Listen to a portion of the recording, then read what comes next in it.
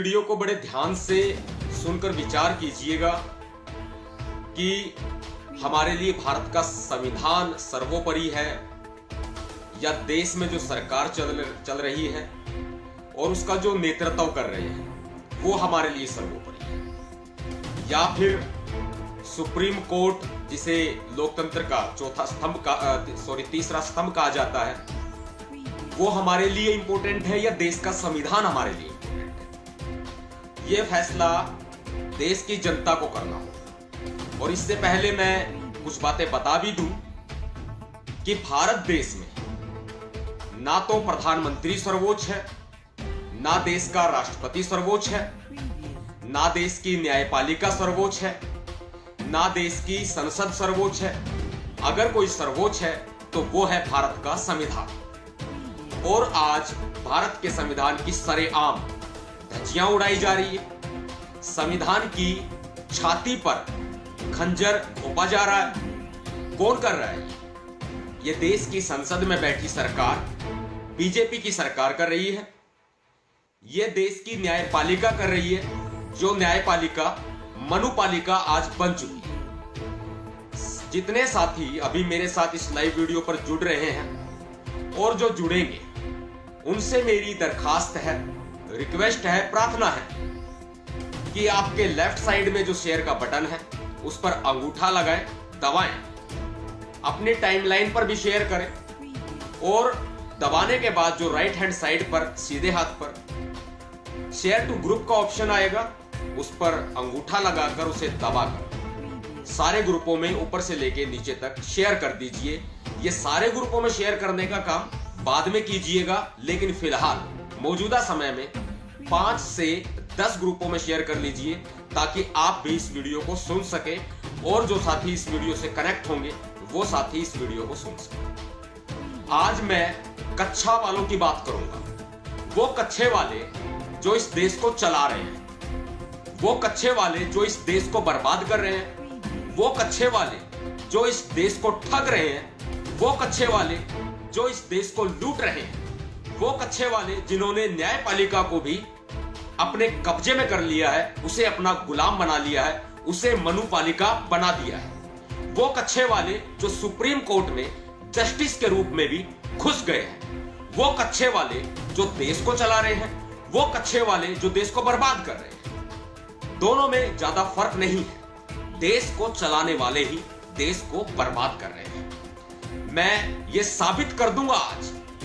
कि supreme court में बैठे हुए जस्टिस, कुछ जस्टिस, ना कि सारे जस्टिस, कुछ जस्टिस आरएसएस के एजेंट हैं। कच्छे वाले जस्टिस हैं वो, जिनका काम सिर्फ और सिर्फ संविधान विरोधी जजमेंट सुनाना है, कानून पास करना है और जिसको लागू करने में संसद भी मजबूर हो जाती है, क्योंकि बीजेपी में जो लोग हैं वो बहुमत में है और वो कच्छे वाले लोग हैं जो संसद में बैठे हैं। और आज हमारा विपक्ष इस बारे में खामोश है। देश की तमाम पार्टियां, राजनीतिक दल खामोश हैं। देश के संगठन, एनजीओ, साथ में बहुजन संगठन खामोश हैं। क्यों?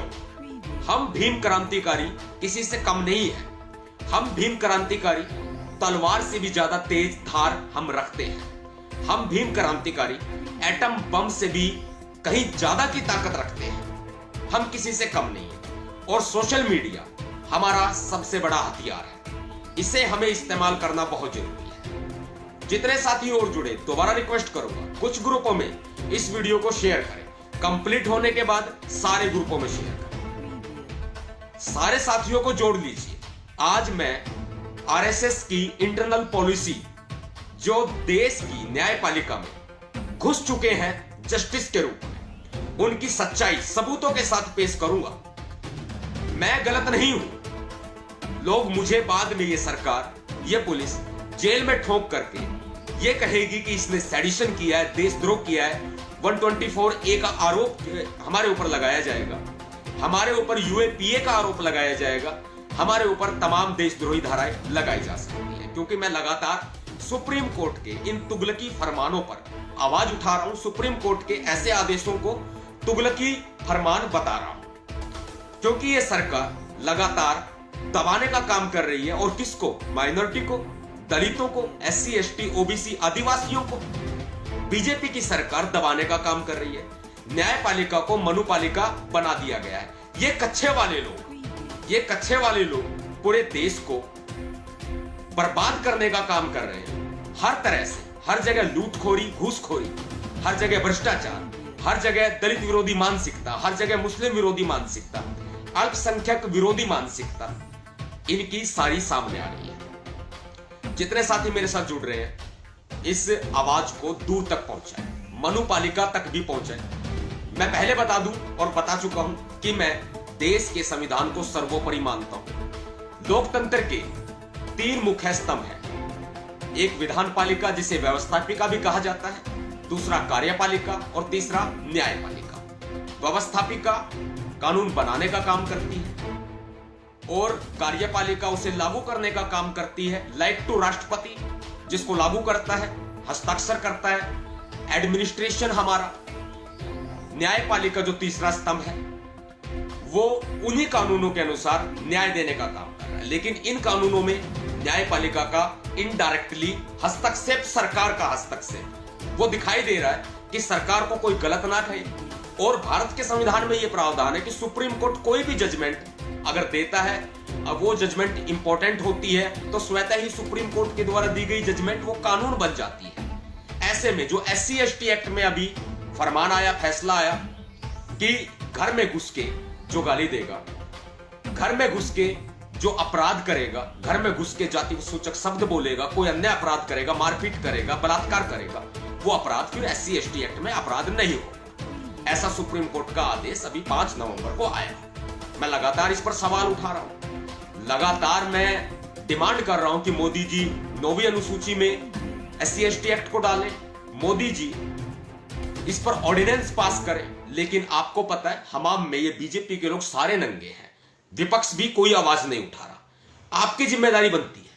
मैं आपसे भी एक सवाल करूंगा, सबसे बड़ा सवाल, जब सतपाल तंवर को ये सरकार अपने कब्जे में ले लेगी, जब सतपाल तंवर के खिलाफ तमाम देशद्रोह की धाराएं लगाई जाएंगी, सतपाल तंवर के खिलाफ यदि कोई भी किसी भी तरह का गैर कानूनी हथकंडा इस्तेमाल किया जाएगा, या फिर दलितों को पूरे तरीके से, SC ST OBC को, आदिवासियों को गुलाम कानूनी तौर पर बना लिया जाएगा, क्या तब आवाज उठाएंगे? क्या तब आपको बाबा साहब अंबेडकर जी की कुर्बानी याद आएगी? क्या उनके बच्चों की कुर्बानी तब आपको याद आएगी? क्या तब आपको मान्यवर साहब काशीराम जी की कुर्बानी, जो उन्होंने अपना परिवार तक छोड़ दिया और वो अपने पिताजी के अंतिम संस्कार तक में भी नहीं गए, कुछ किलोमीटर की दूरी पर होने के बावजूद भी, क्या वो तब आपको याद आएगा? जिस शिक्षा को हमारे तक पहुंचाने के लिए माता सावित्रीबाई फूले ने, माता ज्योतिबा फूले जी ने इतना बड़ा संघर्ष किया, लोगों की उद्वेलनाएं झेली, अवमाननाएं झेली, क्या तब आप आवाज उठाएंगे? इस आवाज, ये मैं कहूंगा आप सड़कों पर तुरंत उतर आए, ठीक नहीं होगा। मैं कहूंगा आप अन्य कोई गलत काम कर ले, ठीक नहीं होगा। हां, अपनी सुरक्षा के लिए आप हथियार रखें, इसके लिए देश का कानून हमें प्राथमिकता देता है, देश का संविधान हमें इजाजत देता है, यह एक अलग फैक्ट हो जाता है। लेकिन SC ST एक्ट में जो सुप्रीम कोर्ट का जो तुगलकी फरमान आया, इसके लिए हमें आवाज उठानी पड़ेगी।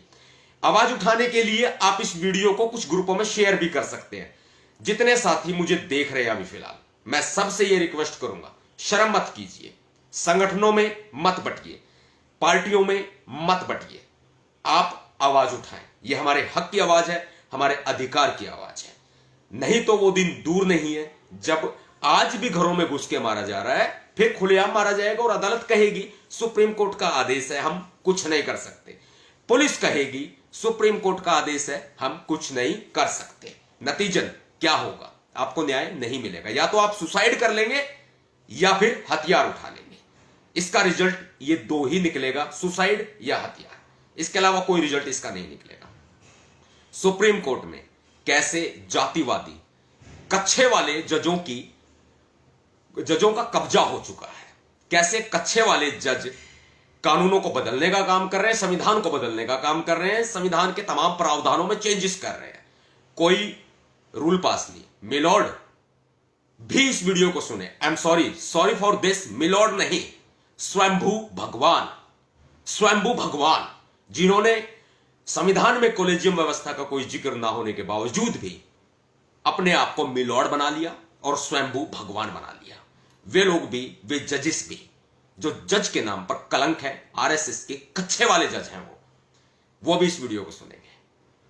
2018 में जो SC/ST एक्ट का फैसला आया सबको पता है। मैं सबसे पहले गुरु घर की बात करूंगा, अपने गुरु घर की बात जो आपका भी गुरु घर है, यानी कि संत शिरोमणि गुरु रविदास जी का मंदिर दिल्ली तुगलकाबाद। याद है आपको? क्या आप भूल गए? दिल्ली तुगलकाबाद का मंदिर तोड़ा गया तो किसके आदेश पर तोड़ा गया? सुप्रीम कोर्ट के आदेश पर तोड़ा गया। 8 अप्रैल 2019 को जस्टिस कहना उचित नहीं होगा, रिस्पेक्टली फॉर जस्टिस पद, लेकिन व्यक्ति विशेष को मैं कह सकता हूं, आरएसएस के कच्चे वाले अरुण मिश्रा और नवीन सिन्हा ने एक जजमेंट पास की कि विवादित ढांचा गिरा दिया जाए। अमल नहीं हुआ। वहां भी जो हमारी कमेटी थी, गुरु रविदास कमेटी, उन्होंने भी अमल नहीं किया। इसके बाद दोबारा पुनः फैसला आया 9 अगस्त 2019 को। अवमानना की कार्रवाई करने की धमकी दी। उस समय 2 जस्टिस मौजूद थे। एक तो ये अरुण मिश्रा, जस्टिस नहीं, आरएसएस के कच्चे वाले अरुण मिश्रा और MR शाह। इन्होंने कहा रात में खाली चाहिए हमें जमीन, विवादित ढांचे को गिरा दो, जो आगे आए सख्त कार्रवाई करो, जो विरोध करे सख्त कार्रवाई करो, राजनीतिक माहौल मत बनाओ, देश का माहौल मत गरमाने दो। खुली छूट दे दी पुलिस को, प्रशासन को, सरकार को कि गुरु रविदास मंदिर गिरा दिया जाए। यह किसके आदेश पर हुआ भाई? सबूत नंबर 1, आरएसएस के कच्चे वाले जस्टिस। 2 शुरू में 2 बताए, इसके बाद इनके साथ एक और जुड़ गया, MR शाह। 3 आरएसएस के कच्चे वाले जस्टिस के बारे में मैंने आपको बताया। यह सबूत नंबर 1, जो SC/ST के विरोधी, गुरु रविदास जो हमारे महापुरुष, हमारे संत जो हैं, उनके विरोध में। यह सब आरएसएस की मानसिकता और आरएसएस के कच्चे वाले प्रधानमंत्री नरेंद्र मोदी जी और अमित शाह के इशारे पर किया गया। हां, एक बात और बता दूं, पेटिशन दाखिल हुई, रिव्यू पिटीशन, आदेश को पलटा जाए, कोई सुनवाई नहीं हुई। कितना समय बीत चुका है? सुनवाई हुई नहीं हुई। सुप्रीम कोर्ट कठपुतली बनकर काम कर रहा है। आरएसएस के प्रधानमंत्री नरेंद्र मोदी के, बीजेपी के इशारे पर खेल रहा है। कच्चे वाले जस्टिस बैठे हैं। खुद चीफ जस्टिस को कच्चे वाले को लगाया जा रहा है, क्योंकि अपनी वकालत से पहले या वकालत के समय पे आरएसएस के एजेंट हुआ करते थे, उनके प्रचारक हुआ करते थे। ये वो लोग हैं जो जगह जगह फैले हुए थे और फिर सबको इकट्ठे करके सुप्रीम कोर्ट में धड़ाके से भर्ती कर दिया। ऐसी पोल कोई नहीं खोलेगा, ऐसी आवाज कोई नहीं उठाएगा। वीडियो थोड़ी लंबी होगी, लेकिन सुननी पूरी होगी और सभी साथियों को सुनानी भी पूरी होगी। लाइक करते रहिए, शेयर करते रहिए, कमेंट करते रहिए। सबूत नंबर 1 मैंने आपको बताया। सबूत नंबर 2, इसके बाद खुद सुप्रीम कोर्ट ने कहा, गुरु रविदास मंदिर पर जो लोग आंदोलन कर रहे हैं, जो लोग प्रोटेस्ट कर रहे हैं, धरना कर रहे हैं, उनके खिलाफ सभी राज्य की, जहां भी जिस भी राज्य में हो रहा है, वो पुलिस और सरकारें सख्त से सख्त कार्रवाई करे और अवमानना के तहत भी कार्रवाई करे, देशद्रोह के तहत भी कार्रवाई करे, यानी कि पिटारा बंद दबा दिया गया। यह सबूत नंबर 2 मेरे आपके सामने मैंने रखा। सबूत नंबर 3, इसी दौरान की बात है, उत्तराखंड के भादराबाद पथरी के गांव बादशाहपुर में गुरु रविदास मंदिर तोड़ने का आदेश सुप्रीम कोर्ट ने ही दिया। दिल्ली का अलग था, उत्तराखंड का मैं अलग बता रहा हूं। उत्तराखंड के भादराबाद पथरी के गांव बादशाहपुर में गुरु रविदास मंदिर को तोड़ने का आदेश सुप्रीम कोर्ट के द्वारा दिया गया। उस जजमेंट में भी आरएसएस के कच्चे वाले जज जो हैं वो शामिल रहे। वीडियो को शेयर करते रहिए, लाइक करते रहिए, कमेंट करते रहिए। बार बार मैं नहीं बोलूंगा, कुछ ग्रुपों में लगातार शेयर करते रहिए। इसका रिजल्ट क्या होगा, परिणाम क्या होगा, वो भी मैं आपको बताऊंगा। सबूत नंबर 4, आरएसएस के कच्चे वाले जजों के नियुक्ति और पदोन्नति में आरक्षण को समाप्त किया गया। 7 फरवरी 2020 को, यानी कि इसी साल, पदोन्नति में और नियुक्ति में आरक्षण को समाप्त करने की जजमेंट इन जजों ने सुनाई, जिसमें शामिल रहा एल नागेश्वर राव और जस्टिस हेमंत गुप्ता, आरएसएस के कच्छे वाले जस्टिस हेमंत गुप्ता और एल नागेश्वर राव, जिन्होंने फिलहाल SC/ST एक्ट के खिलाफ अपना फरमान सुनाया है। यही दो जज यही आरएसएस के कच्छे वाले, ये अपनी वकालत की प्रैक्टिस के दौरान आरएसएस के प्रचारक थे। इसके बाद इन्होंने जस्टिस व्यवस्था जो है वो ज्वाइन की और लगातार प्रमोट होते गए और सुप्रीम कोर्ट में भर्ती हो गए। रंजन गोगोई ने शपथ दिलाई थी with president of India, Bharat के राष्ट्रपति के साथ। Ranjan Gogoi chief justice of India जो थे उस समय, और अभी 8 महीने पहले उनको राज्यसभा का कार्यभार दिया गया है, उनको सांसद बनाया गया है, ये इनाम दिया गया है। ये उस वक्त आरएसएस के एजेंट हुआ करते थे, आज एजेंट है, उस वक्त में ये प्योर कच्छे वाले प्रचारक हुआ करते थे। ये वो जस्टिस है जो आज संविधान को तोड़ने मरोड़ने फाड़ने का काम कर रहे हैं। देशद्रोह तो इनके ऊपर लगना चाहिए।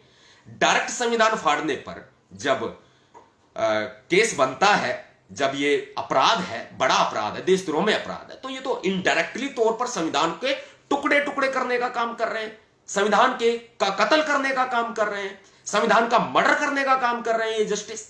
ऐसे में इनके खिलाफ देशद्रोह का मामला बनता है, प्योरली बनता है। मैं डिमांड करता हूं सोशल मीडिया के माध्यम से, इस वीडियो के माध्यम से, साथियों को जोड़ना आपकी प्राथमिकता है, बोलना मेरी प्राथमिकता है, आवाज उठाना मेरी प्राथमिकता है, इसके बाद आपकी भी प्राथमिकता है। यह मैंने सबूत नंबर 4 आपको बताया। साथ ही मैं आरक्षण के बारे में आपको बता देता हूं, यह किसका उल्लंघन इन्होंने किया। संविधान का अनुच्छेद 16(4) और 16(4)A SC/ST को और OBC को पदोन्नति में, नियुक्ति में आरक्षण की प्योर व्यवस्था करता है। इसके विपरीत कोई नहीं जा सकता, देश की सरकार भी नहीं जा सकती, देश की अदालत में नहीं जा सकती। तो संविधान का कत्ल हुआ कि नहीं हुआ, उस पर आंदोलन भी हुआ। रिजल्ट क्या निकला? 0/0। रिव्यू पिटीशन दाखिल की गई, खुद हमने की हुई है रिव्यू पिटीशन दाखिल। रिव्यू पिटीशन एक नहीं कई दाखिल हुई, और रिव्यू पिटीशन दाखिल होने के बाद उनके ऊपर एक भी सुनवाई करना इन स्वयंभू भगवानों ने जरूरी नहीं समझा। एक भी सुनवाई करना इन स्वयंभू भगवानों ने जरूरी नहीं समझा। ये आरएसएस के एजेंट, ये मैंने आपको सबूत नंबर 4 बताया। पर्याप्त प्रतिनिधित्व, आंकड़े जुटाने का काम सरकार करती है, लेकिन सरकार आंकड़े भी नहीं जुटाती है कि SC/ST OBC का सरकार में या सरकारी नौकरियों में पर्याप्त प्रतिनिधित्व है या नहीं है। यह संविधान का अनुच्छेद 16(4) और 16(4)A कहता है, लेकिन सरकार इस पर काम नहीं करती। और यह चाबुक सुप्रीम कोर्ट का कोई आज नहीं चल रहा है आरक्षण पर, यह लगातार चलता आया है और आज भी चल रहा है। पदोन्नति में आरक्षण आपको बता दूं समाप्त तो हो चुका है इसी साल 2020 में, और यह दोबारा लागू नहीं हुआ है। इस पर कोई ऑर्डिनेंस पास भी नहीं हुआ है। सुप्रीम कोर्ट ने रिव्यू पिटीशन पर कोई सुनवाई नहीं की है।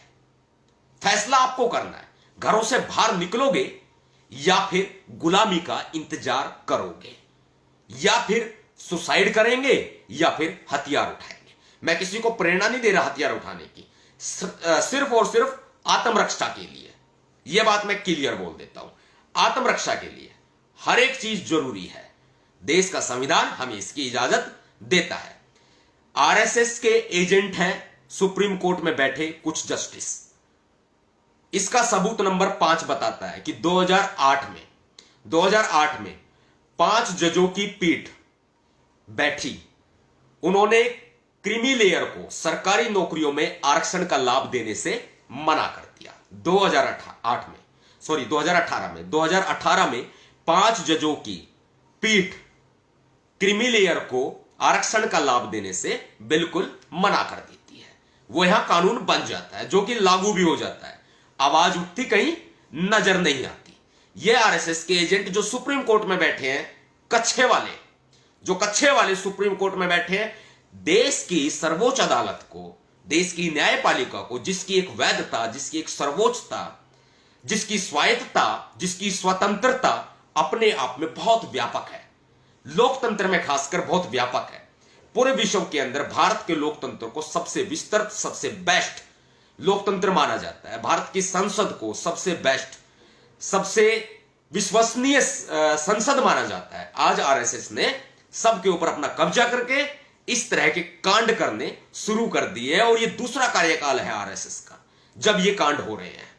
उसके बावजूद भक्त ये कहेंगे नहीं, हमारा विरोध किया जा रहा है, अच्छे प्रधानमंत्री को गलत बताया जा रहा है या सुप्रीम कोर्ट के जस्टिस का विरोध किया जा रहा है।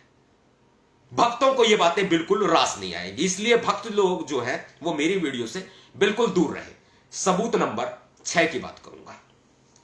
सबूत नंबर 6, SC/ST एक्ट 1989 को बदला गया, जिस पर 2 अप्रैल को बहुत बड़ा आंदोलन हुआ, भारत बंद हुआ। हम भी जिसमें शामिल थे और हमारे ऊपर भी जिसमें केस दर्ज हैं। कुछ केसों में हम जमानत पर हैं, कुछ केसों में नहीं है। हमारे खिलाफ चार्जशीट कुछ केसों में दायर हो चुकी है, कुछ केसों में नहीं हुई है। 2 अप्रैल भारत बंद में 14 बहुजन समाज के वीर सिपाही शहीद हुए, तब जाकर के हमें यह SC/ST एक्ट हमें वापस मिला। इसमें 20 मार्च 2018 को एक फरमान जस्टिस आदर्श कुमार गोयल उर्फ AK गोयल और उदय उमेश ललित, जिनका पूरा नाम है, ये 2 RSS के कच्छे वाले जो जस्टिस हैं, इन्होंने अपना तुगलकी फरमान सुनाने का काम किया। ऐसे में इनाम भी मिला और इनाम मिलना जो है वो जायज था। इनाम मिलना जायज था क्योंकि जस्टिस AK गोयल को, आदर्श कुमार गोयल को चीफ बना दिया गया NGT का। NGT क्या है? National green tribunal. NGT का चीफ बना दिया गया और जिस दिन रिटायरमेंट हुई ना, उसी दिन बना दिया गया, समय नहीं लगा। इसका इनाम भी मिला उन्हें। ऐसा इनाम चीफ जस्टिस रंजन गोगोई को मिल चुका है, राज्यसभा का सांसद बना करके। अभी मौजूदा चीफ जस्टिस हैं बोबड़े साहब, उनको भी इनाम मिलेगा 5 महीने के बाद। अब उनकी रिटायरमेंट भी आने वाली है। ऐसे बहुत से आदेश लॉकडाउन की आड़ में, कोरोना की आड़ में, जहां देश की सारी अदालतें बंद होने का दिखावा किया गया, गरीबों को परेशान किया गया, लोग मारे गए, रोड पे लोग मारे गए, कोरोना में भूख से, गरीबी से मारे गए, बेरोजगारी से मारे गए। ऐसे में सुप्रीम कोर्ट ऐसी तमाम जजमेंट पास कर रहा था जो कि पूरे तरह से संविधान विरोधी थी और करा कौन रहा था? नरेंद्र मोदी, कच्छे वाले प्रधानमंत्री करा रहे थे। सबूत नंबर 7 मैं आपके सामने रखूंगा। सबूत नंबर 7 सबसे बड़ा है। देश का सबसे बड़ा मसीहा, बीजेपी का सबसे बड़ा सेलिब्रिटी, बीजेपी का और गोदी मीडिया का सबसे बड़ा स्टार अर्णब गोस्वामी, हमारी नजरों में सबसे बड़ा आतंकवादी, हमारी नजरों में सबसे बड़ा देशद्रोही, हमारी नजरों में, देश के संविधान की नजरों में, देश के कानून की नजरों में, रियलिटी में अगर देश का संविधान कहे, देश का कानून कहे, तो वो देश का सबसे बड़ा आतंकवादी है, वो देश का सबसे बड़ा गुंडा है, वो देश का सबसे बड़ा देशद्रोही है, अर्णब गोस्वामी। अर्णब गोस्वामी के लिए छुट्टी के दिन भी अदालत बैठती है। अर्णब गोस्वामी निचली अदालत में नहीं जाता। अर्णब गोस्वामी को पुलिस अरेस्ट करती है, वो निचली अदालत में नहीं जाता, उसकी बेल एप्लीकेशन सेशन कोर्ट में नहीं लगाई जाती, लोअर कोर्ट में नहीं लगाई जाती, वो सीधा हाई कोर्ट जाता है। हाई कोर्ट डिनाई करता है। हाई कोर्ट जब डिनाई करता है तो सुप्रीम कोर्ट जाता है। सुप्रीम कोर्ट की बेंच बैठती है, जस्टिस चंद्रचूड़, जस्टिस बनर्जी, इंदिरा बनर्जी इस मामले की सुनवाई करते हैं। वो एक बार भी ये नहीं कहते कि आप निचली अदालत में जाइए। और जब ये फाइल पिटीशन होती है तो अगले ही दिन सुनवाई हो जाती है। उन तमाम केसों का क्या होगा जिनकी सुनवाई सालों साल और महीनों महीनों बीत जाने के बाद नहीं हो रही, वो सबूत आपके सामने बताऊंगा A to Z। 28 से 30 सबूत आपके सामने रखूंगा मैं। वीडियो लंबी होगी लेकिन देश के लिए जरूरी होगी। जिसको अच्छी ना लगे वो बेशक से बाद में देख सकता है, जिसको काम हो, व्यस्त हो, वो बाद में देख सकता है। लेकिन मैं अपनी बात पूरी करता हूं। अर्नब गोस्वामी के मामले में तुरंत शीर्ष अदालत, देश की सर्वोच्च अदालत बैठ जाती है। वो एक बार भी टिप्पणी नहीं करती कि निचली अदालत में आप जाइए। सेशन कोर्ट छोड़ के वो सीधा ऊपरी अदालतों में पहुंचता है, सुप्रीम कोर्ट सुनवाई करता है। यह एक बड़ी अच्छी लाइन जस्टिस चंद्रचूड़ ने कही कि स्वतंत्रता के ऊपर जब जब हमला होगा, हम लोग बैठे हैं उसकी रक्षा करने के लिए। अभिव्यक्ति की आजादी को यूं समाप्त होते हुए हम नहीं देख सकते। Right to liberty, personal right to liberty, right to life, यह हर व्यक्ति का अधिकार है। जस्टिस चंद्रचूड़ ने एक बड़ी व्यवस्था अपने आदेश के माध्यम से दे दी, लेकिन दोहरा मापदंड अन्य मामलों में सुप्रीम कोर्ट कैसे अपनाता है, आने वाली वीडियो में मैं इसको बताऊंगा, लगातार कंटिन्यू करूंगा। अर्नब गोस्वामी, जिसके ऊपर एक आरोप ही नहीं बकायदा सुसाइड नोट तक भी मिला है, दो लोगों ने आत्महत्या की, जिसमें अर्नब गोस्वामी को जिम्मेदार ठहराया गया। और सुशांत राजपूत के मामले में जब कोई सुसाइड नोट भी बरामद नहीं होता, ऐसे में रिया चक्रवर्ती, एक महिला की जिंदगी बर्बाद कर दी जाती है। पूरा प्रोपेगेंडा लगातार कई महीनों तक चलाया जाता है और लास्ट में एम्स संस्था और सीबीआई बकायदा इस आत्महत्या को आत्महत्या ही करार देती है, ना कि हत्या करार देती है। जबकि इसकी हत्या का प्रोपेगेंडा पूरे देश भर में किस तरह से अर्नब गोस्वामी के द्वारा चलाया जाता है और पूरी सिक्योरिटी अर्नब गोस्वामी को दी जाती है, उसे राष्ट्रीय आइकन बताया जाता है। अगर वो राष्ट्रीय आइकन है तो देश के क्रांतिवीर जो शहीद हुए देश पर, वो क्या है?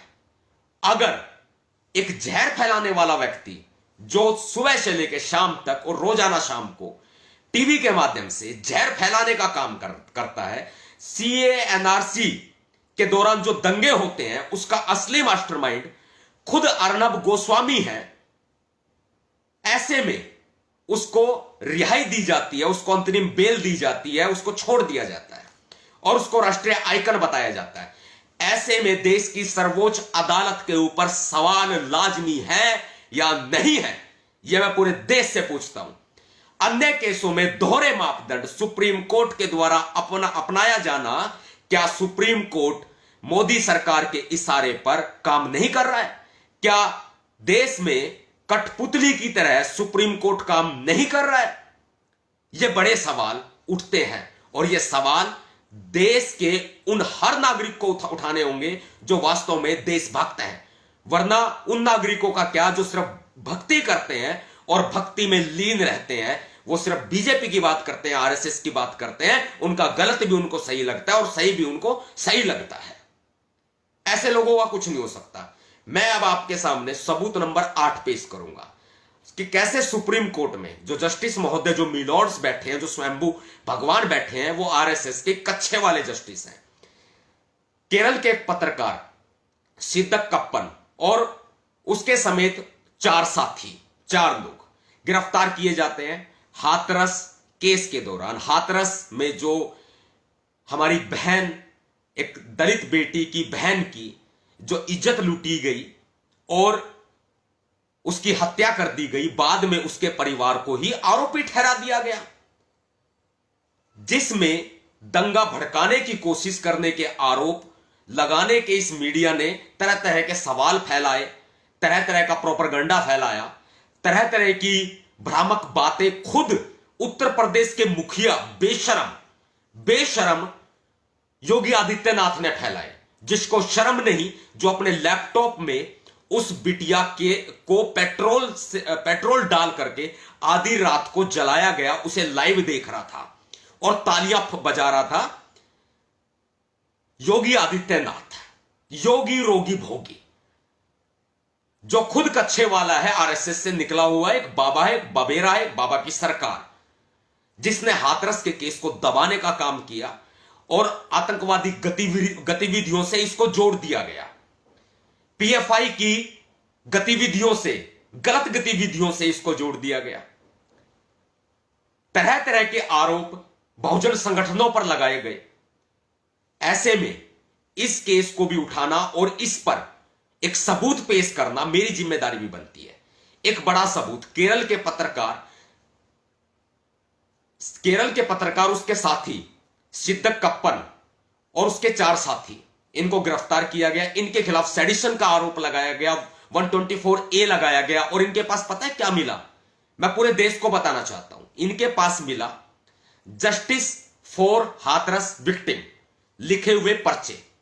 जब इनका केस सुप्रीम कोर्ट के पास जाता है तो सुप्रीम कोर्ट कहता है कि सुप्रीम कोर्ट के जस्टिस जो है वो ये बोलते हैं कि जो अखबारों में खबरें आ रही हैं उनसे हम बहुत ज्यादा आहत हैं। अखबारों में जो खबरें छप रही हैं उनसे हम बहुत ज्यादा खिन्न हैं। हमें बहुत दुख हुआ है कि देश में ऐसे भी लोग हैं जो देश में रह करके आतंकी गतिविधियों को अंजाम देते हैं।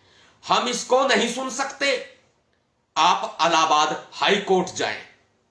ऐसा बोला सुप्रीम कोर्ट के जस्टिस ने, डिनाई कर दिया। Justice delayed is justice denied, ये अंग्रेजी की कहावत है। लेकिन ये मिलोड्स सबको नजरअंदाज कर रहे हैं क्योंकि ये कच्चे वाले लोग हैं जो जस्टिस के रूप में भर्ती हो गए सुप्रीम कोर्ट में। ये कच्चे वाले लोग हैं। पूरे देश को इनको पहचानना पड़ेगा। नजरअंदाज किया तो ये देश के लिए बहुत बड़ा वायरस साबित होंगे, जो कि कोरोना वायरस से भी कहीं ज्यादा खतरनाक होगा देश के लिए, देश की माइनॉरिटी के लिए, देश के SC ST OBC के लिए, आदिवासियों के लिए बहुत खतरनाक वायरस होगा। जो सुप्रीम कोर्ट में वायरस बैठे हैं, जो RSS के पजामे वाले हैं, जो RSS के कच्छे वाले हैं, कच्छेधारी हैं, जस्टिस के रूप में मुखौटा पहने बैठे हैं, जिनके हाथ में हथौड़ा है और साइड में तराजू टंगी है। इन्होंने साबित कर दिया कानून अंधा है, जबकि हमारा संविधान पूरे तरह से फैसला लेने में सक्षम है। संविधान को इन्होंने डिक्लाइन कर दिया है, साइड कर दिया है। उसके आधार पर कोई फैसला नहीं लिया जाता। जितने साथी अभी नए जुड़ रहे हैं वही सबसे रिक्वेस्ट करूंगा कुछ ग्रुप्स में शेयर करें इस वीडियो को, लगातार सुने, लाइव सुने, और बाद में भी आप सुन सकते हैं इस वीडियो को। बहुत काम की वीडियो है। अगला सबूत, हाँ एक बात और मैं आपको बताऊं, सिद्दक कप्पन के मामले में खुद जो अभी बोबड़े साहब चीफ जस्टिस ऑफ इंडिया है, CJI है, जो सुप्रीम कोर्ट के चीफ जस्टिस है, वो इस बेंच को हेड कर रहे थे, वो इस बेंच की अध्यक्षता कर रहे थे। वही ये टिप्पणी करते हैं कि खबरें जो आ रही अखबारों में उनसे बहुत खिन्नता हमारे अंदर है। ये जस्टिस कब से अखबारों पर भरोसा करने लग गए भाई? बड़ा सवाल उठता है। सुप्रीम कोर्ट खुद मीडिया पर कब से भरोसा करने लग गया कि अखबार जो लिखेगा वो सच होगा? और उनके पास कोई किसी तरह का हथियार नहीं मिला, किसी तरह की भ्रामक सामग्री नहीं मिली, किसी भी तरह का आग्नेयास्त्र नहीं मिला। उनके पास जो लैपटॉप अमूमन आम आदमी के पास होता है, हमारे पास भी है, फोन अमूमन आम आदमी के पास होते हैं, हमारे पास भी है, आपके पास भी है, वो उनसे बरामद किए गए। लैपटॉप बरामद, फोन बरामद, वो पर्चे बरामद जिनमें लिखा हुआ था जस्टिस फॉर हाथरस विक्टिम। ऐसा लिखा होना देशद्रोह के दायरे में कब से आने लगा? न्याय मांगना, जस्टिस फॉर हाथरस विक्टिम। और वो दिल्ली में रहते हैं, केरल के लोग हैं। वो जा रहे थे दिल्ली से वो लोग हाथरस जा रहे थे जब उन्हें गिरफ्तार किया गया था। उनकी एक तो भाषा की टोन मलयालम, कुछ अंग्रेजी के शब्द, जिससे कि यूपी पुलिस ने उन्हें रोक करके आगे अपने शहंशाह को, अपने बाबा को, अपने बबेरे को, जो लाइव देख रहा था उस बहन की जलती चिता को आधी रात को, उसको इन्फॉर्म किया कि ऐसे ऐसे कुछ लोग गिरफ्तार हुए, मुसलमान हैं, तुरंत के तुरंत अंदर करो, जल्दी से जल्दी। देश जो उत्तर प्रदेश के बड़े मुखिया थे, पुलिस अधिकारी थे, उनको सूचना पहुंचती है और उन्होंने तुरंत के तुरंत एक बड़ी साजिश सरकार के द्वारा रची जाती है, एक सरकार के द्वारा कि इनको आतंकवादी घोषित कीजिए, इनके खिलाफ देशद्रोह का केस दर्ज कीजिए, इनको अंदर डाल दीजिए। सड़ रहे हैं काल कोठरी में, कौन पूछेगा भाई? क्योंकि देश की सर्वोच्च अदालत ने कह दिया अखबारों में जो खबरें छप रही हैं उनसे बहुत खिन्नता है।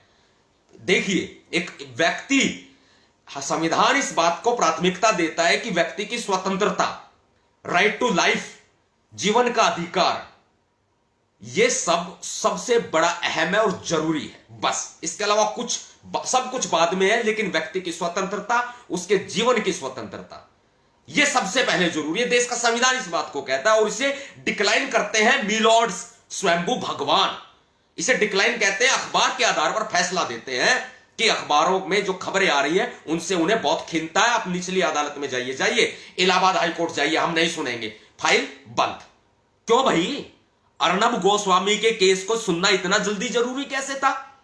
वो भी अगले ही दिन, और वो भी छुट्टी वाले दिन, और वो भी इतनी अच्छी कमेंट किया कि देश स्वतंत्रता की रक्षा के लिए हम बैठे हैं, जजेस बैठे हैं, सुप्रीम कोर्ट बैठा है।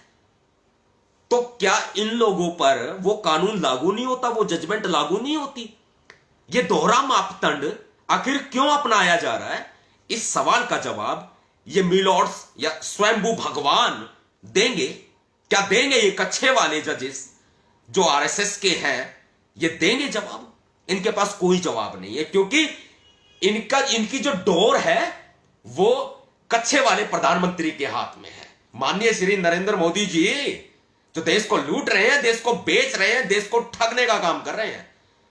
आगे सबूत बाकी है, वीडियो बेशक लंबी हो, सबूत जारी रहेंगे। आप भी शेयर लगातार करते रहिए, लाइक करते रहिए, कमेंट करते रहिए। बेशक कोई एग्री हो या ना हो, लेकिन मेरी जो ये बातें और पूरा पोस्टमार्टम है इस सुप्रीम व्यवस्था का, इस कॉलेजियम व्यवस्था का, इस आरएसएस के कच्छे का पोस्टमार्टम जो पूरा है मेरा, वो इस बात को साबित कर देगा कि आरएसएस के कच्छे वाले जस्टिस वो सुप्रीम कोर्ट में घुस चुके हैं और तमाम तरह के फैसले जो सुना रहे हैं वो संविधान के विरोधी है, संविधान के विरोधी है। अगला नौवां सबूत मैं आपके सामने पेश कर रहा हूं। 83 साल के स्टेन स्वामी, पत्रकार, कवि, एक समाज सेवी, उनको गिरफ्तार किया गया सिर्फ और सिर्फ कविताएं लिखने पे। किसके भी खिलाफ? सरकार के खिलाफ। सरकार कौन? बीजेपी। सरकार कौन? नरेंद्र भाई दामोदर दास मोदी। सरकार कौन? आरएसएस। सरकार कौन? मोहन भागवत। सरकार के खिलाफ पोएम्स, कविताएं, लेख, ये सब लिखने के लिए, बोलने के लिए उनको गिरफ्तार किया गया और उनके खिलाफ लगा दिया सेडिशन, देशद्रोह। देशद्रोह कानून का यह दुरुपयोग, और एक बड़ा दुरुपयोग आपके सामने आया। एक 83 साल के बुजुर्ग हैं, इन्होंने अपने वकील के माध्यम से देश की सर्वोच्च अदालत को, मिलॉर्ड्स को, स्वयंभू भगवान, उनको यह कहा कि मेरे हाथ कांपते हैं, मुझे बीमारी है, मैं पानी का खाली गिलास तक भी नहीं उठा सकता, मैं तमाम तरह की एक्टिविटीज जो करता हूं वो अपने सहयोगियों के माध्यम से करता हूं, मैं काम करने में अक्षम हूं, मुझे स्वास्थ्य समस्या है। 83 साल के बुजुर्ग स्टेन स्वामी इस बात को रखते हैं सुप्रीम कोर्ट के सामने और स्ट्रॉ मांगते हैं। वो पूरा रिलीफ भी नहीं मांगते, वो सिर्फ और सिर्फ स्ट्रॉ मांगते हैं। अदालत स्ट्रॉ देने के लिए मना कर देती है। अदालत कहती है जस्टिस डिनाई करने के लिए, न्याय को डिनाई करने के लिए, न्याय को घुमाने के लिए, संविधान के दायरे में न्याय को तोड़ मरोड़ करके आरोपी, बेकसूर आरोपी को फंसाए रखने के लिए, जेल में सड़ते रहने के लिए एक घुमा फिरा करके टिप्पणी करती है। टिप्पणी नहीं, आदेश देती है एनआईए को, नेशनल इन्वेस्टिगेशन एजेंसी, एनआईए को एक आदेश देती है 20 दिन में बताएं, एक दिन या 2 दिन में नहीं, पूरे 20 दिन में बताएं क्या स्ट्रो दिया जाना चाहिए इस 83 साल के बुजुर्ग को। एनआईए खुद गुलाम है प्रधानमंत्री नरेंद्र मोदी की। यह एजेंसी कहती है ना ना ना ना ना ना, बिल्कुल भी स्ट्रॉ नहीं दिया जाना चाहिए। इंटरनली तौर पर एनआईए का मकसद होता है ये 83 साल का बुजुर्ग तड़पते तड़पते जेल में ही दम तोड़ दे, ताकि कोई सतपाल तंवर जैसा, नवाब सतपाल तंवर जैसा, या कोई अन्य भीम सैनिक जैसा, या भीमसेना जैसा, या अन्य कोई भी क्रांतिकारी सरकार के खिलाफ सवाल उठाने से पहले 100 बार सोचे। यह स्टेन स्वामी के साथ हो रहा है। डिनाई हो गया, एनआईए ने मना कर दिया, यानी कि जो राज्य सरकार कर रही है, जो केंद्र सरकार कर रही है, वो जायज है। ऐसे में सुप्रीम कोर्ट के पास क्यों जाएगा भाई कोई? ऐसे लाखों करोड़ों लोग देश में हैं जो हाई कोर्ट और सुप्रीम कोर्ट तक तो छोड़िए, लोअर कोर्ट के वकील की फीस देने का भी मादा वो नहीं रखते। उनकी जो जीविका होती है वो अपने बच्चों तक को पालने तक सीमित होती है, अत्याचार के, शोषण के शिकार होते हैं, और वो आवाज पुलिस थाने तक भी नहीं उठा पाते, और उठती है तो समझौते हो जाते हैं, वो वहां मजबूर होते हैं। करोड़ों लोग, ऐसे देश के करोड़ों लोग हैं। ये एक बड़ा पोस्टमार्टम सुप्रीम कोर्ट की कॉलेजियम व्यवस्था का है, आरएसएस के कच्छे का है, इस बीजेपी की सरकार का है, मोहन भागवत के आरएसएस का है, सुप्रीम कोर्ट के मिलॉर्ड्स का है, स्वयंभू भगवान का है। शेयर करिए भैया, लाइक कीजिए, शेयर कीजिए, कमेंट कीजिए। यह आवाज उठाना हम सब की जिम्मेदारी है, आप सब की जिम्मेदारी है, मेरी भी है, आपकी भी है। इसके बाद मैं बात रखूंगा सबूत नंबर 10। सबूत नंबर 10, वरवरा राव को भी इसी तरह से सेडिशन का आरोप लगाकर, देशद्रोह का आरोप लगाकर, यूएपीए लगाकर, यूएपीए यानी कि गैर कानूनी गतिविधि रोक अधिनियम, यह कानून हालांकि काफी लंबे समय से चल रहा है, लेकिन 2019 में मोदी सरकार ने इसमें संशोधन करके इस कानून को लागू कर दिया, और इस कानून का इस्तेमाल बेजा तरीके से, अवैध रूप से किया जा रहा है, जो कि एक्टिविस्ट को, समाज सेवियों को, कविताएं लिखने वालों को, पत्रकारों को फंसाने के लिए किया जा रहा है, भीम क्रांतिकारियों को फंसाने के लिए किया जा रहा है, जो खासकर इस सरकार का, आरएसएस के कच्छेधारियों का विरोध करते हैं, उनको फंसाने के लिए इस कानून का दुरुपयोग, यूएपीए का दुरुपयोग किया जा रहा है। वरवरा राव के मामले में सुप्रीम कोर्ट में जब जाया जाता है तो सुप्रीम कोर्ट बड़ी खतरनाक टिप्पणी करता है। सुप्रीम कोर्ट के स्वयंभू भगवान खतरनाक टिप्पणी करते हैं कि आप हमारे पास मत आइए, आप रेगुलर बेल लीजिए, अगर बेल का प्रावधान होगा तो मिलेगी, नहीं होगा तो नहीं मिलेगी। डेफिनेटली देशद्रोह के मामले में बेल का कोई भी प्रावधान, जमानत का कोई भी प्रावधान नहीं है। ऐसे में ना तो हाई कोर्ट जमानत देगा और ना ही सेशन लोअर कोर्ट जमानत देगा, और जैसे पहले मामलों में हुआ है, जांच पूरी होती है साल, 2 साल, 5 साल बाद व्यक्ति बरी हो जाता है, आरोप मुक्त हो जाता है, ऐसे ही इन मामलों में होगा। यानी कि मरिए आप, जेल में जाइए, मरिए आप, सड़िए आप। सरकार ऐसी व्यवस्था बना रही है, और खासकर सुप्रीम कोर्ट के माध्यम से सुप्रीम कोर्ट को कठपुतली बनाकर रख दिया है। यह मैं आज साबित करके रहूंगा, यह मैं आज साबित करके रहूंगा, क्योंकि नवाब सतपाल तंवर दहाड़ सकता है, झुक नहीं सकता, टूट नहीं सकता, बिखर नहीं सकता, बिक नहीं सकता। नवाब सतपाल तंवर आवाज उठा सकता है, देश के लिए, संविधान के लिए, बहुजनों के लिए, देश के नागरिकों के लिए आवाज उठा सकता है। दहाड़ूंगा जब तक जिंदा हूं, बेशक ये सरकार मुझे फांसी के फंदे पर क्यों ना लटका दे, लेकिन जब तक जिंदा हूं दहाड़ूंगा। सरकार, बीजेपी, आरएसएस जो संविधान को समाप्त करने का काम कर रहे हैं, और खासकर डायरेक्टली भी, इनडायरेक्टली भी। सबूत नंबर 11, उमर खालिद का मामला आप ले लीजिए। उमर खालिद के ऊपर आरोप लगाया गया, और खासकर दिल्ली के एक विधायक के ऊपर भी आरोप लगा था, जेल में सड़ रहे हैं। उमर खालिद जेएनयू का स्टूडेंट हुआ करता था, उसके ऊपर आरोप लगा, और एक विधायक के ऊपर आरोप लगा दिल्ली सरकार के कि इन्होंने दंगा भड़काया है। सुप्रीम कोर्ट मामला पहुंचता है, हाई कोर्ट घूमता है, सुप्रीम कोर्ट घूमता है, लेकिन देशद्रोह का आरोप है। अर्नब गोस्वामी के लिए तो अदालत बैठ सकती है, क्योंकि वो राष्ट्रीय आइकन है, वो बीजेपी का पिल्ला है, वो बीजेपी का एजेंट है, वो आरएसएस का गुलाम है, वो आरएसएस का पिछलग्गू है। उसके लिए अदालत बैठ सकती है, लेकिन इनके लिए अदालत नहीं बैठ सकती। उमर खालिद कसूरवार है। उमर खालिद के साथ साथ दिल्ली का वो विधायक भी कसूरवार है, लेकिन वो कपिल मिश्रा कसूरवार नहीं है, जिस कपिल मिश्रा को Y+ सुरक्षा दी जा रही है, जिस कपिल मिश्रा ने पूरी पुलिस के सामने, डीसीपी दिल्ली पुलिस के सामने यह कहा, दिल्ली में ट्रंप है, भारत में ट्रंप है। ट्रंप अमेरिका के पूर्व राष्ट्रपति, जो उस समय के मौजूदा राष्ट्रपति थे।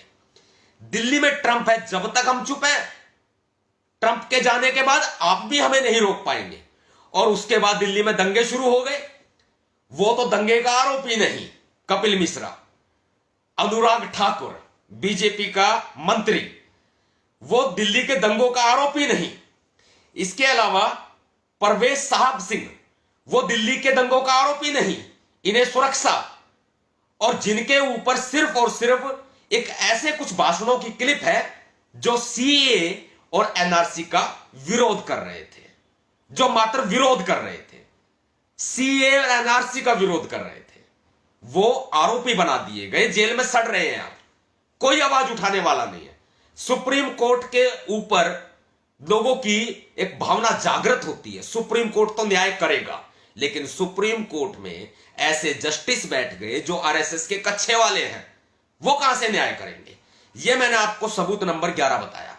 सबूत नंबर 12, गुजरात में धवल पटेल ने सिर्फ यह कहा विजय रूपाणी के कामकाज से आला कमान खुश नहीं है। धवल पटेल ने कहा विजय रूपाणी के कामकाज से आला कमान खुश नहीं है, उठा करके अंदर ठोंक दिया। कोई सुनवाई नहीं, माफी मांगी, पीछा छुड़ा। देश की अदालत ने कोई संज्ञान नहीं लिया, सुप्रीम कोर्ट ने कोई संज्ञान नहीं लिया। सबूत नंबर 13, कुणाल कामरा को अवमानना के केस में अंदर ठोंक दिया गया। कुणाल कामरा को कोई सुनवाई नहीं, जिंदगी बीत जाएगी, सड़ता रहेगा, क्योंकि आरएसएस का विरोधी है ना, बीजेपी का विरोधी है ना। इसी वजह से ये आरएसएस के एजेंट जो सुप्रीम कोर्ट में घुस चुके हैं, ये ऐसे ही फैसले करेंगे, ऐसा ही न्याय देंगे। देश के सामने ये सच्चाई आनी बहुत जरूरी है। कच्छे का पोस्टमार्टम होना बहुत जरूरी है।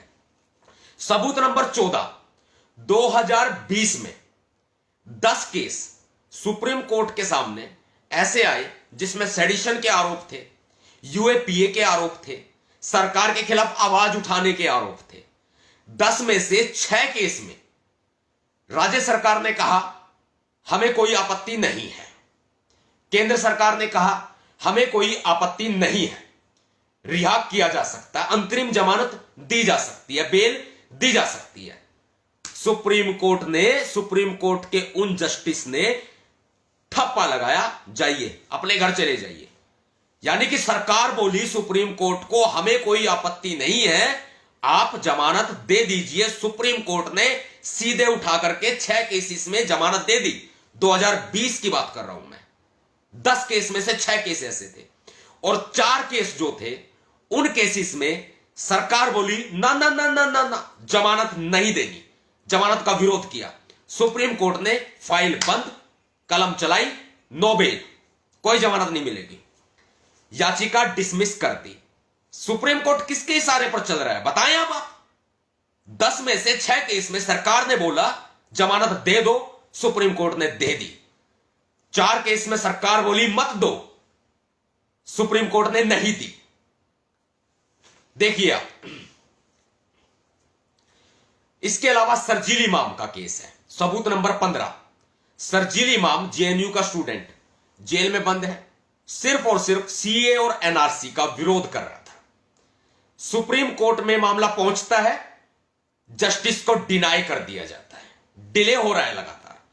निचली अदालत में जाइए, आपके यहां कोई आवश्यकता नहीं है, सुप्रीम कोर्ट नहीं सुनेगा, आरएसएस के एजेंट नहीं सुनेंगे, क्योंकि ऊपर से लेके सर से लेके पांव तक चड्डी घूम रही है, सर से लेके पांव तक चड्डी पहनी हुई है। कोई तो पहनता है नीचे चड्डी, और सुप्रीम कोर्ट के कुछ जस्टिस लोगों ने, कुछ स्वयंभू भगवानों ने पहन लिया अपने मुंह के ऊपर, अपने थोबड़े पे भी चड्डी। ऐसा किया जा रहा है। सवाल क्यों ना उठेंगे, यह चड्डी अपने थोबड़े पर पहन ली है सुप्रीम कोर्ट के कुछ जस्टिस ने, आरएसएस की चड्डी। अपने आंखों पर उन्होंने पट्टी बांध ली है, आरएसएस की चड्डी को फाड़कर पट्टी बांधी है, जिनको कोई दिखाई नहीं दे रहा, न्याय नजर नहीं आ रहा, जिनको जस्टिस डिनाई हो रहा है, जस्टिस डिले हो रहा है। कौन सुनेगा? सुप्रीम कोर्ट से ऊपर कहां जाएंगे आप? राष्ट्रपति के पास भी आप नहीं जा सकते, क्योंकि राष्ट्रपति खुद कार्यपालिका है। जिसका काम सिर्फ और सिर्फ फांसी की सजा में रिलीफ देना है, या जो संसद से कानून पास होते हैं उनको लागू करना है, साइन करना है, इसके अलावा कुछ करता ही नहीं। प्रथम नागरिक है, कुछ नहीं हो सकता। शपथ दिलाने तक सीमा हो गई है राष्ट्रपति की, आंखें मूंद करके सिर्फ देखने का काम हो रहा है। देश की सर्वोच्च अदालत भी अब सुरक्षा नहीं कर रही है। सबूत नंबर 16 पंकज पुनिया केस, सबूत नंबर 17 विनोद दुआ केस, सबूत नंबर 18 बिहार की रेप पीड़िता को ही जेल में डाल दिया गया, सबूत नंबर 19 डॉक्टर कफील खान, सबूत नंबर 19 डॉक्टर कफील खान का केस। डॉक्टर कफील खान का कोई अब आरोप साबित नहीं होगा, बरी हो जाएंगे। लेकिन जो दिन उन्होंने काटे वो दिन कौन वापस लाएगा, सुप्रीम कोर्ट ने सुनना भी जरूरी नहीं समझा था। सबूत नंबर 20 भीमा कोरेगांव, भीमा कोरेगांव की फतह के लिए बहुजन समाज मशहूर है। भीमा कोरेगांव में 16 व्यक्ति गिरफ्तार किए गए, जहां पर दंगा फैलाने की कोशिश मनुवादियों के द्वारा की गई थी। लेकिन 16 लोग वो लोग गिरफ्तार हुए जिनमें बहुजन लोग भी शामिल हैं। सुप्रीम कोर्ट में मामला पहुंचा है और पेंडिंग है, डिले है। सुप्रीम कोर्ट सुनवाई करने की जरूरत महसूस नहीं कर रहा। उसके लिए अर्नब गोस्वामी का मामला बहुत जरूरी है, लेकिन यह जरूरी नहीं है। मीडिया में सुर्खियां बटोरने वाले मामले जरूरी हैं सुप्रीम कोर्ट के लिए, गोदी मीडिया जरूरी है सुप्रीम कोर्ट के लिए, लेकिन भीमा कोरेगांव के 16 लोग जो गिरफ्तार जेल में आज तक सड़ रहे हैं वो जरूरी नहीं है। वो मामला बंद फाइल में पेंडिंग चल रहा है, उसका नंबर ही नहीं आता, उसकी सुनवाई ही नहीं होती। ऐसे एक केस नहीं है, लाखों हैं, लाखों केस है। ये फहरिस्त बहुत लंबी है। मैं तो कुछ केस गिना करके आपके सामने आपको वीडियो को शेयर करने की प्रार्थना कर दूंगा, लेकिन वो लोग, लाखों लोग जो वकीलों की मोटी फीस भर के, जो अपना घर बार, अपने खेत खलियान बेच के सुप्रीम कोर्ट तक पहुंचने की हिम्मत करते हैं, वे लोग टूट जाते हैं, उनको हार्ट अटैक हो जाता है, वे लोग सुसाइड कर लेते हैं, वे लोग मर जाते हैं। नंबर नहीं आता कभी भी, नहीं आता नंबर। यह है justice delayed is justice denied. यह है सुप्रीम कोर्ट की व्यवस्था, यह है कॉलेजियम व्यवस्था, यह है बीजेपी की व्यवस्था, यह है आरएसएस की व्यवस्था, यह है आरएसएस की चड्डी गैंग, यह है आरएसएस की collegium gang, justice gang, milords gang, स्वयंभू भगवान गैंग। बड़ी गैंग बन चुकी है ये, जिसमें सारे जस्टिस गलत नहीं है, सिर्फ आरएसएस से जुड़े हुए जस्टिस, जो कि अपनी वकालत के टाइम पे आरएसएस के कार्यकर्ता, प्रचारक हुआ करते थे, आज वो आरएसएस के जस्टिस है। सबूत नंबर 21 370 धारा को, जो संविधान में थी, जम्मू कश्मीर से उसे हटाया गया, जिसमें तमाम तरह के हक और अधिकार कानून जम्मू कश्मीर के निवासियों से छीन लिए गए। जम्मू कश्मीर के निवासी, जो जम्मू कश्मीर को विशेष दर्जा प्राप्त था, वो छीन लिया गया, राज्य का दर्जा, उसे केंद्र शासित प्रदेश बना लिया गया। 370 को तुरंत के तुरंत सुप्रीम कोर्ट में चुनौती दी गई। सही है या गलत है, मैं इसका फैसला नहीं करता। हां, सुप्रीम कोर्ट तो इसका फैसला कर सकता है ना, लेकिन फैसले को तुरंत चुनौती दी गई थी। 370 को, जो नरेंद्र मोदी ने 370 धारा को खत्म किया, यह सही है या गलत है, उस पर फैसला करने की हिम्मत सुप्रीम कोर्ट ने नहीं जुटाई, क्योंकि आरएसएस के दलाल बैठे हैं, क्योंकि कच्छे के गुलाम बैठे हैं, क्योंकि चड्डी के गुलाम बैठे हैं सुप्रीम कोर्ट में, क्योंकि मोहन भागवत के गुलाम बैठे हैं सुप्रीम कोर्ट में, नरेंद्र मोदी के गुलाम बैठे हैं सुप्रीम कोर्ट में, बीजेपी के गुलाम बैठे हैं सुप्रीम कोर्ट में। कोई आवश्यकता नहीं समझी, आज तक फाइल बंद है, नंबर नहीं आया है, समय बीत रहा है, सालों बीत जाएंगे, नंबर आएगा भी नहीं। सबूत नंबर 22 इलेक्ट्रोल बॉन्ड। यह मेरा पॉइंट साथियों ध्यान से सुनना, जितने भी साथी मुझे सुन रहे हैं, सबूत नंबर 22, इलेक्ट्रोल बॉन्ड 2017 में, बड़े ध्यान से सुनिएगा, ये ध्यान से सुनिएगा, 2017 में finance minister Arun Jaitley finance act में और इनकम टैक्स एक्ट में बड़े बदलाव करते हैं, बड़े बदलाव कर देते हैं।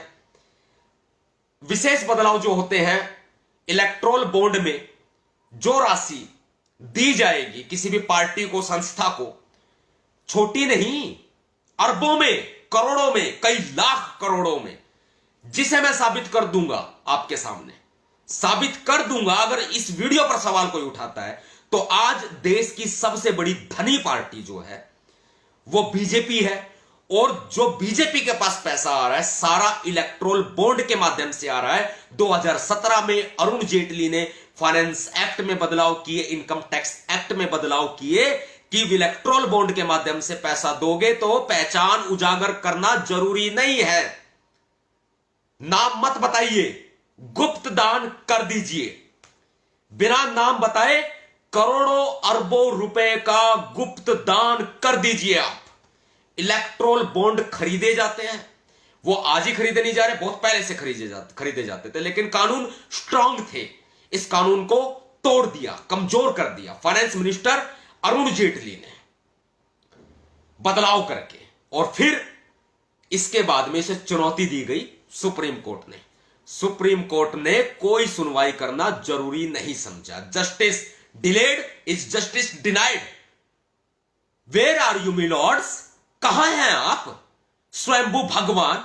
आइए मेरी वीडियो पर, मैं सवाल पूछूंगा आपसे, क्या अरुण जेटली ने सही किया था? अरबों, करोड़ों, लाखों, करोड़ों अरबों रुपए की धनराशि आज बीजेपी के पास इलेक्ट्रोल बॉन्ड के माध्यम से आ रही है। मेरे पास डाटा है, मेरे पास बीजेपी का डाटा है पिछले कुछ सालों का, जिसे मैं साबित कर सकता हूं कि बीजेपी ने धन बल को दबाकर प्रयोग किया है चुनावों में, और लोगों ने दिया है, और लोगों को फायदा भी बीजेपी ने पहुंचाया है। खासकर नीति आयोग के माध्यम से भी फायदा पहुंचाया जा रहा है, बिल्डरों के माध्यम से पैसा लिया जा रहा है, टाटा, बिरला, अंबानी के माध्यम से पैसा लिया जा रहा है। यह पैसा किसका है? हमारा और आपका है, गरीबों का है, उन गरीबों का है जो लॉकडाउन के दौरान मोदी सरकार ने जिनका खून चूस लिया, जो तड़प तड़प कर मारे गए, उनका पैसा है। जो 500 रुपए और 2-2 हजार रुपए के लिए बिना मास्क लगाने पर लूटमार की जा रही है, लूट खसोट की जा रही है। चौक चौराहों पर, बाजारों में बिना मास्क लगाने पर 500 रुपए का जुर्माना, 2000 रुपए का जुर्माना, और ट्रैफिक चालान के लिए लाखों रुपए का जुर्माना। गाड़ी भी बिक जाएगी, जुर्माना पूरा नहीं हो सकता। वो जो जुर्माने लगाए जा रहे हैं वो किसका पैसा है? वो हमारा पैसा है, देश के गरीबों का पैसा है। और वो कहां जा रहा है? वो टाटा, बिरला, अंबानी, धनाढ्य लोगों के माध्यम से बीजेपी सरकार के पास जा रहा है, बीजेपी की पार्टी के पास जा रहा है, पर्सनली तौर पर जा रहा है। बीजेपी के नेताओं की हिस्सेदारी है, बड़ी बड़ी कोठियां बन रही है, बड़े बड़े बंगले बन रहे हैं। झोले वाला फकीर अमीर हो गया, विदेश भाग जाएगा, ललित मोदी भी भाग गया, अन्य और लोग भी भाग गए, ये भी भाग जाएगा, कोई पूछने वाला नहीं है। देश की सर्वोच्च अदालत के पास इस इलेक्ट्रोल बॉन्ड का मामला पहुंचता है, देश की अदालत फाइल को खोलती है और उसको बंद कर देती है। सर्वोच्च अदालत, सुप्रीम कोर्ट, आरएसएस के कच्चे वाले जस्टिस बंद कर देते हैं, और आज तक कोई सुनवाई नहीं, और होगी भी नहीं, क्योंकि मिलोर्ड्स आरएसएस के चड्डी वाले बैठे हैं। स्वयंभू भगवान। सीए एनआरसी का कानून आया, सीए एनआरसी के माध्यम से देश के मुसलमानों को, OBC, schedule caste, schedule tribe, आदिवासियों ने आंदोलन किए। देश के बुद्धिजीवी वर्ग ने, चाहे वो किसी भी धर्म से, किसी भी जाति से, उन्होंने आंदोलन किए। ऐसे अनेकों लोगों को, दर्जनों लोगों को आज उसी दौरान से जेल में ठोक रखा है। सड़ रहे हैं, अभी भी सड़ रहे हैं, कोई भी सुनने वाला नहीं है सुप्रीम कोर्ट। यह सबूत नंबर 23 में बता रहा हूं। सीए और एनआरसी के कानून को चुनौती दी गई सुप्रीम कोर्ट में, लेकिन सुप्रीम कोर्ट ने जस्टिस डिलेड जस्टिस डिनाई कर दिया। कोई सुनवाई नहीं होगी। फाइल खोली, बंद कर दी, क्योंकि मिलोर्ड्स आरएसएस के कच्चे वाले हैं। क्योंकि मिलॉर्ड्स मोहन भागवत के चेले हैं, क्योंकि मिलॉर्ड्स मोहन भागवत के गुलाम हैं, क्योंकि मिलॉर्ड्स आरएसएस के गुलाम हैं, स्वयंभू भगवान है, जो अपने आप को भगवान तो कहते हैं लेकिन उनकी औकात सिर्फ और सिर्फ आरएसएस की कच्चे वालों की रह गई है। इससे बड़ी बातें देश में कोई नहीं बोलेगा जितनी मैं बोल रहा हूं।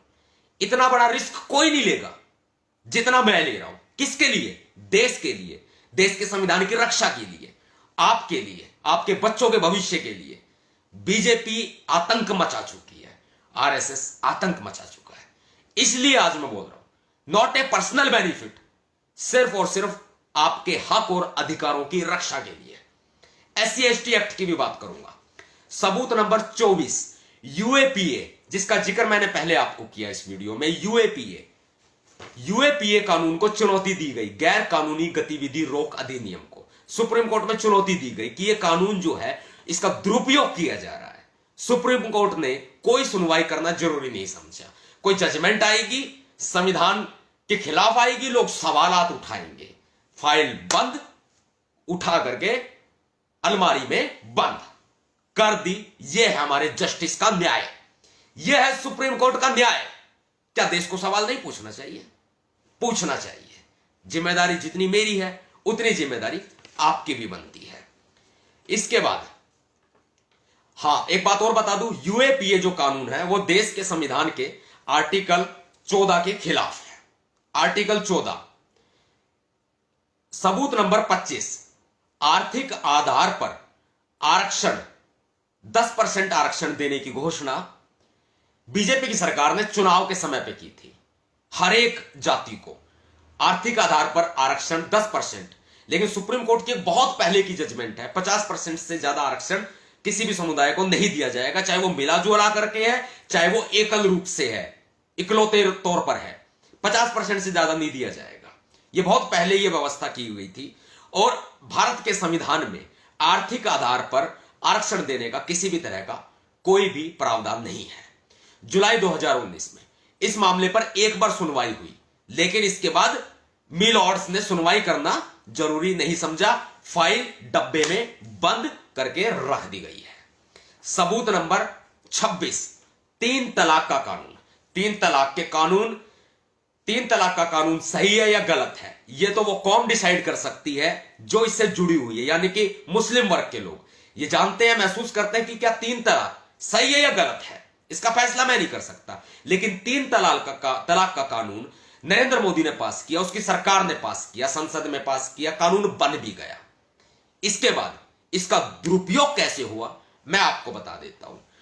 उठा करके एक आपराधिक गतिविधियों की तरह से मुस्लिम व्यक्तियों को पुलिस घसीट कर थाने में ले जाने लगी और वहां पर उनके साथ में अमानवीय तरीके से बर्ताव किया जाने लगा, जो कि थाने के बाहर निकल के बयान नहीं किया जा सकता। ऐसा बर्ताव, मानव अधिकारों का खुलेआम हत्या, मानव अधिकारों का खुलेआम मर्डर किया जाने लगा। अगर कोई भी 3 तलाक की कंप्लेंट अगर पुलिस के पास जाती तो ऐसे में पुलिस उसको घसीटती, घर से बाहर ले जाती और फिर थाने में घुसाती और अंदर उसके साथ जो बर्ताव करती वो बाहर बयान नहीं किया जा सकता। उसके खिलाफ तमाम आपराधिक गतिविधियों के आरोप 3 तलाक के अलावा लगा दिए जाते हैं, जिसका दुरुपयोग देश के तमाम राज्यों में पुलिस कर रही है। खासकर उत्तर प्रदेश में गंजे की सरकार में, खासकर उत्तर प्रदेश में योगी भोगी की सरकार में, एक बाबा की सरकार में, एक बबेरे की सरकार में, जिसका पुलिस खुलेआम दुरुपयोग कर रही है। 3 तलाक को सुप्रीम कोर्ट में चुनौती दी गई, लेकिन मिलॉर्ड्स ने सुनवाई करना जरूरी नहीं समझा। फाइल बंद है, धूल फांक रही है फाइल। यह है स्वायत्ता, यह है स्वतंत्रता, यह है राइट टू लाइफ। ये देखिए आप, यह है right to liberty, right to freedom, इसे बोलते हैं। इसके अलावा सबूत नंबर 27, अभी लेटेस्ट कानून पास हुए किसानों के लिए, किसानों का दमन करने के लिए। किसानों के गले में फंदा लटका करके उसे टांग दिया गया, आत्महत्या करने पर मजबूर करने वाले कानून बना दिए गए, किसानों की फसल को डकारने का काम किया गया। लालू प्रसाद यादव पर तमाम तरह के आरोप चारा घोटाले के लगाए गए, जो कि झूठे हो सकते हैं, जिसे जेल में डाल रखा है। लेकिन जो अभी जो कानून कृषि को लेकर के, किसानों को लेकर के जो पास किए इस सरकार ने, वो सारे के सारे ब्लैक रूल्स हैं, ओवर रूल्स। वो ब्लैक कानून है सारे के सारे, काले कानून हैं, लेकिन सुप्रीम कोर्ट में इनको चुनौती दी गई थी इन कानूनों को उठा करके फाइल मिलोट्स ने देखना भी जरूरी नहीं समझा। बिल्कुल रॉन्ग।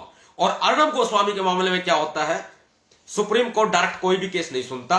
सुप्रीम कोर्ट में कोई भी पिटीशन जाती है, पहले यह देखा जाता है कोई करेक्शन तो नहीं है, उसके बाद उनको 100% पिटीशंस को वापस इसलिए किया जाता है कि उनमें करेक्शंस होती है। जबकि अर्णब गोस्वामी की पिटीशन में हस्ताक्षर तक नहीं थे, जो रिपब्लिक टीवी का एक बहुत बड़ा स्टार है और देश के संविधान की नजरों में, हमारी नजरों में वो आतंकवादी है, वो जहर बोलता है, वो सबसे बड़ा देशद्रोही है, साइन तक भी नहीं थे। इसके अलावा कम से कम 18 से 20 त्रुटियां थी उसकी एप्लीकेशन में।